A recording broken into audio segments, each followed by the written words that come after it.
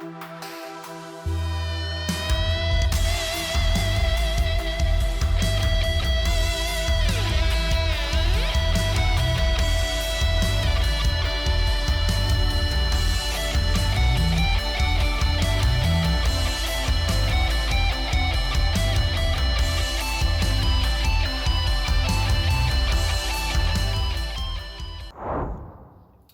hello there. Welcome back to Tony Baroni's awful YouTube show, the YouTube show about a professional wrestler's toy and action figure collection spanning the 70s all the way to right now, brand new toys. We're looking at them and we're enjoying them together. I am Tony Baroni.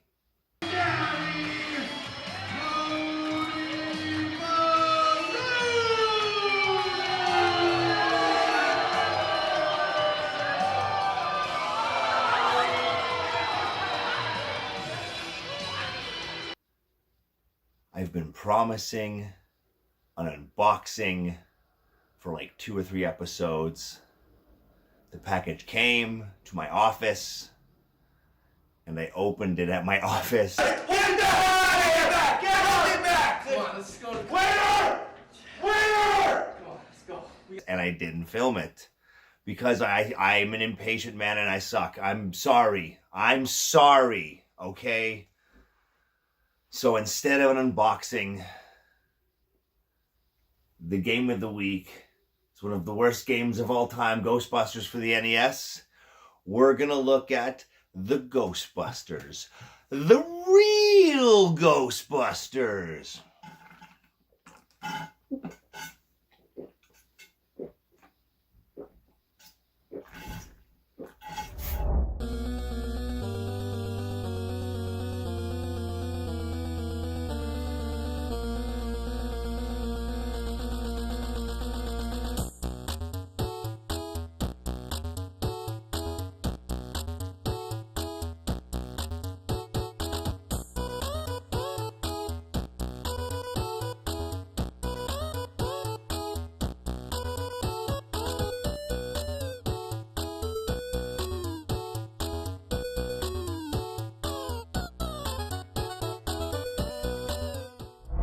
Why are they real?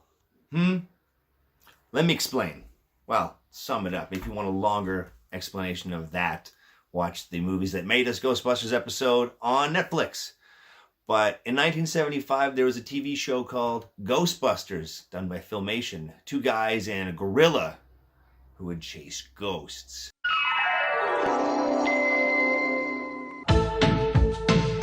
Let's go!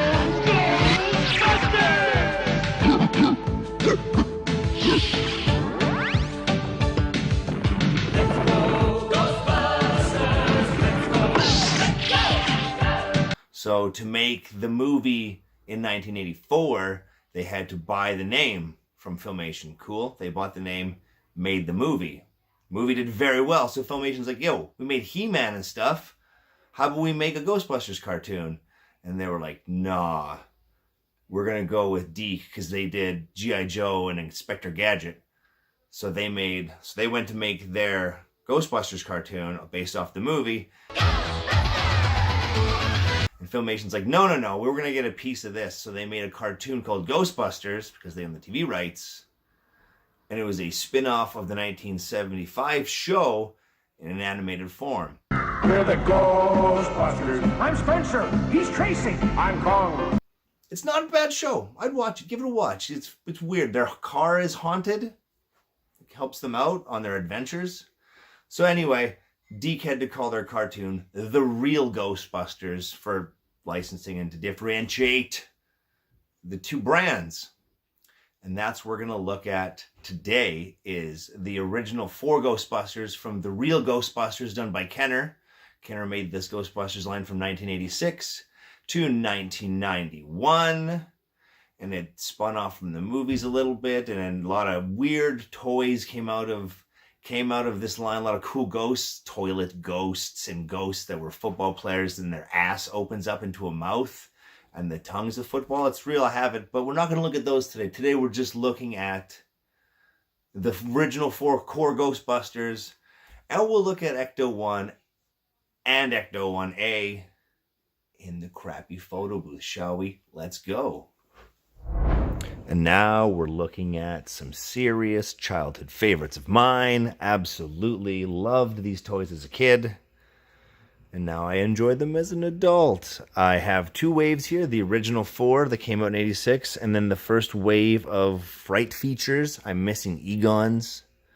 Unfortunately. Egons are hard to find sometimes. But I will get him. But since there's only one Egon, we will start with Egon. This is modeled after Harold Ramis's character from the Ghostbusters movie. But they changed things to make him a little more unique and distinguished from the other characters. Good, he's holding together. He's well played with. Patch is gone. By the way, by the time I finally found this guy, which took forever to find it for a reasonable price, I found that they're re-releasing all of these figures right here in like a retro wave. Maybe I'll buy them, maybe I won't. I like having the actual vintage ones. The next, we will... Oh, by the way, he was voiced by Maurice LaMarche, I think. Was how you pronounce it, which was the Brain in Pinky and the Brain. Very good show. I like that show a lot. Next, we'll do Ernie Hudson's character, Winston, from Ghostbusters, who is voiced by Arsenio Hall. I bet you didn't know that. But this looks like, you know, the articulation here is very basic for these toys, but that's just those were the times. Looks good, though. He's still got some good paint left. This is not the pack that comes with him. I don't have a pack for Egon, obviously. This is from a Diamond Select Ghostbusters figure that I got for super cheap and took it all for parts.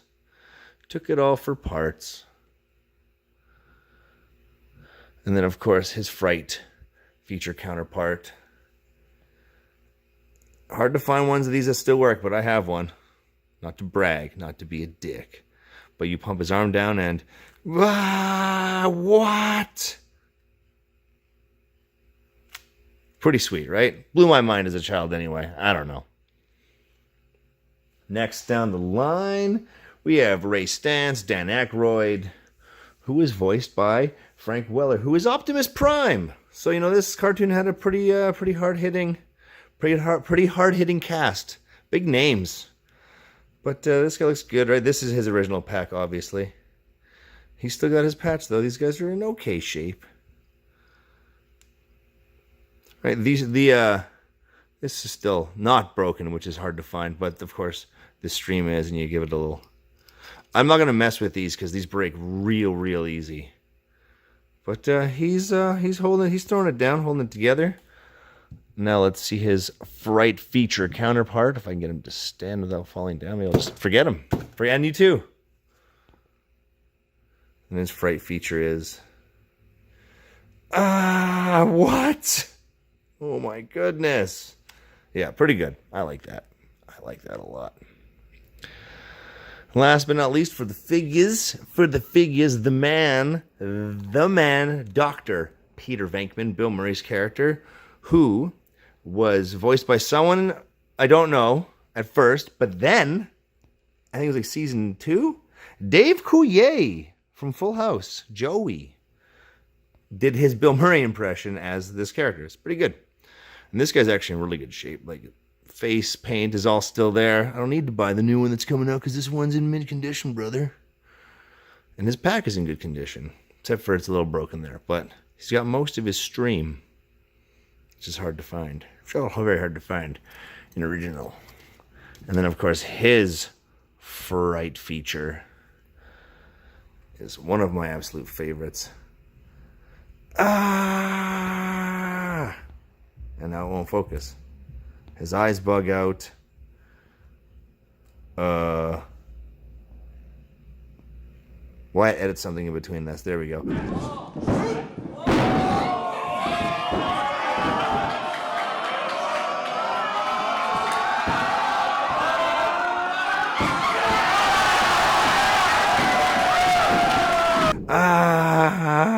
Make it look better.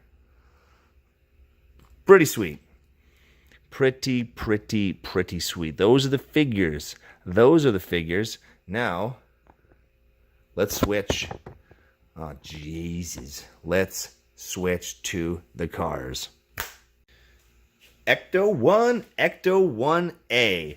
What's the difference? Well, when it comes to mold, absolutely nothing. It is the exact same mold. They brought out the original one with the 86 release, and then when Ghostbusters 2 came out, they released Ecto 1A, which is the same mold, but with the Ghostbusters 2 decals. These are actually both the 86 car, but I found them both separately at thrift stores, and so I made one. I refurbished them both and made one and one the other. So let's look at Ecto 1 first. Now, by the way, I only have one set of doors, so they each only have... So when I display them when I'm at home, it's like this, right? Of course. Anyway, so this guy, I completely stripped down, repainted everything, even added some silver detail that you're not going to see on the original one. It's not one of my first custom jobs, but nothing really special about this car. It has doors. They open and close. Back door. It originally had a grappling hook that would, you drive it and it would ravel it up, but that's long broken. All right. Little silver trim there. And then this one isn't as refurbished, but I threw some decals on because I thought, you know what, I can find decals online. So now it's got the Ghostbusters 2 thing going. I didn't add all the decals because there's a lot of stupid ones like slime splotches. It's got the Ghostbusters 2 logo and the old weird back and their phone number. And Slimer's chilling in the back. I don't think this has the grappling hook. No grappling hook. But very solid vehicles. Bustin' makes me feel good.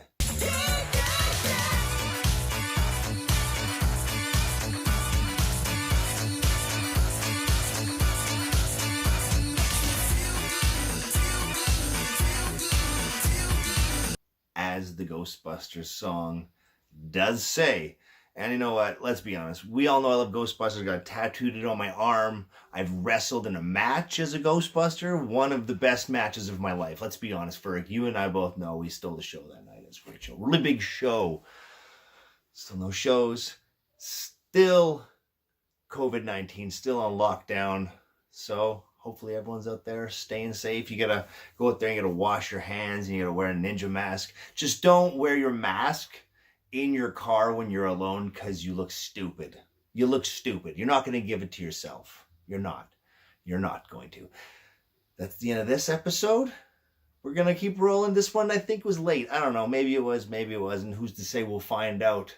We'll find out. Next week, we're going to look at a figure line from the 90s based off of rated R movies. Why would you make toys for children off rated R movies? It doesn't make any sense, does it? Until then, collect figures, not boxes. This is Tony Brony signing off. Bye-bye.